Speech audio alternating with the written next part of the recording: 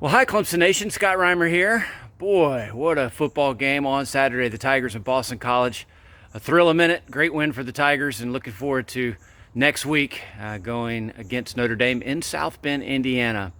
We're about halfway through the season now as your 7-0 Tigers are chugging along. And I thought this would be a good time to kind of take you inside, maybe behind the curtain look at what it's like on game day to do the Tiger pregame show. So next few minutes, I'll show you what my Saturday was like on the pregame show. Hope you enjoy. It's game day, but boy, oh boy, does it start early.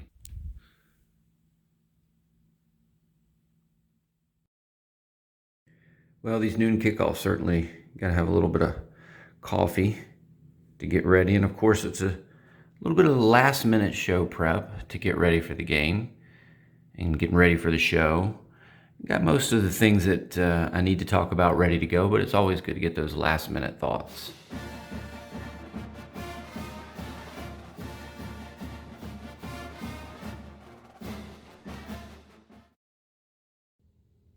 And under a beautiful full moon, it's a little after 5 a.m. and it's time to get to the station. All right, it's 5:25 a.m. and I'm on my way to the station, just a few minutes away here in Clemson. One of the questions I get often is how much I listen to other shows during the week, whether that's radio shows on WCCP or national radio shows or even sports-related TV shows. And the answer is I don't listen very much at all during the season.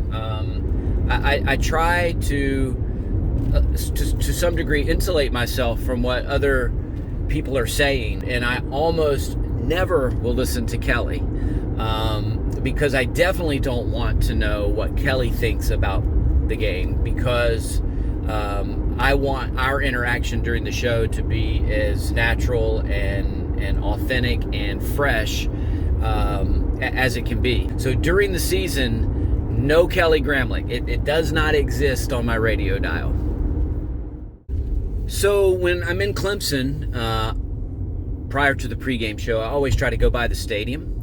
It's just kind of gets me in the mood for game day. It just feels great. Of course, I think it's the greatest place in the world, Memorial Stadium in Death Valley. So it's no burden to have to go by the stadium, but I enjoy doing that.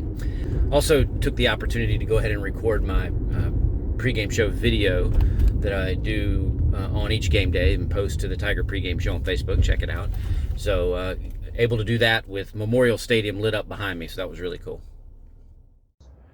All right, here we go. It's about 5:45 a.m. and we're at WCCP home studios here in Clemson as we get ready to rock and roll on the Tiger pregame show. Alex, our engineer over there, getting everything squared away. Some Tigers for Tata bands for some of our listeners, and of course, gotta love our fan poll. Question of the day sponsor, Duck Donuts. Look at this. This is how you get your morning going. A little bit of that right there. Loving that.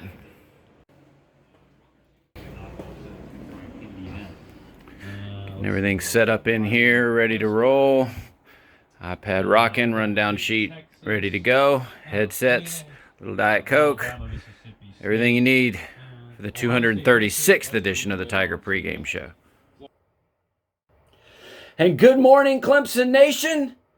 It is game day. Clemson and Boston College, the Tigers and the Eagles, and the Priority One Security Tiger pregame show presented by Granger, Nissan, and Ingalls in our 18th year on the air, our 236th broadcast consecutively on the Roar, 105.5 FM in Clemson and Greenville, 97.5 FM and 1560 AM in Spartanburg, on the Roar.radio and the Roar mobile app. I am Scott Reimer alongside Kelly Gramlich, and we're glad that you're making us a part of your game day experience from 6 o'clock this morning until 9 o'clock this morning. We'll be with you, of course, the Tiger Tailgate following that, game day broadcast with Don Munson and crew following that, and the fifth quarter show all day long on 105.5 The Roar. Good morning, Kelly Gramlich. It is once again breakfast with the Tiger pregame show.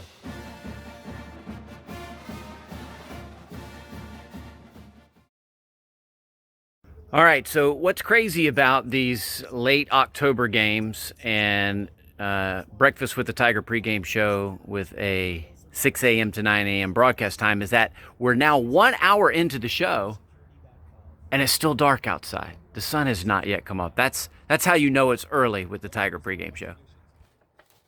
All right, my offensive stat of the week, Kelly, this week, 100. That's 100 yards. Ride ETN. Bring out the shirts from 4 years ago where we weren't running the ball with ETN enough.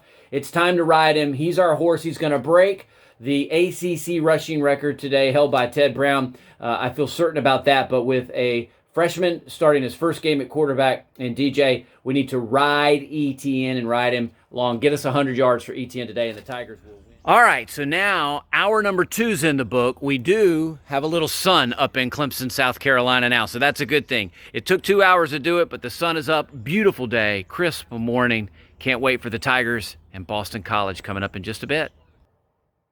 Well, my defensive stat of the week centers somewhat around those linebackers and bringing the havoc, Kelly, which is what they can do to quarterbacks sometimes with this Brent Venables defense. But here's the stat that I'm looking at. Phil Jurkovec, 62% completion percentage so far on the year. He's not what you would think of when you think of Boston College quarterback. They throw the football, Kelly. This is not a run-based team first. 62% for Phil throwing the football. The Tigers defensively only 46 completion percentage against quarterbacks that have played against this Tiger defense. You split that in half, you keep Jurkovec around that 54% completion percentage, the Tigers will win the football game here. Totally agree with you, Kelly. DJ has everything that you want in a quarterback from a physical standpoint, arm strength. He's got a lot of accolades at the high school level, but he has yet to do it here on this stage. He is the man today, and it's going to be rallying time around him. I'm watching for those intangibles, that Clemson bench. Are we rallying around DJ, supporting him? Are your stars, ETN, Amari Rogers, Braden Galloway, are those guys lifting up DJ? How about the fans in the stands? I think there's some excitement here today because of getting to see DJ and knowing that this game might be a little more entertaining from a score standpoint because you don't have your superstar quarterback in Trevor Lawrence. So I think there's a buzz about this game. I know it is for me. I've talked to several Clemson fans that it is. So I want to see the culture here at Clemson Rally. I want to see the fans into this game. I want to see the players on the sidelines with a pop in their step. I want to thank the sponsors of the show, which also in 2020 have stepped up and done a great job for us keeping this show on the air. The Clemson Tiger Network, of course, for all of their support. The WCCP sales staff, the best in the business. For Ben Milstead, who checked in via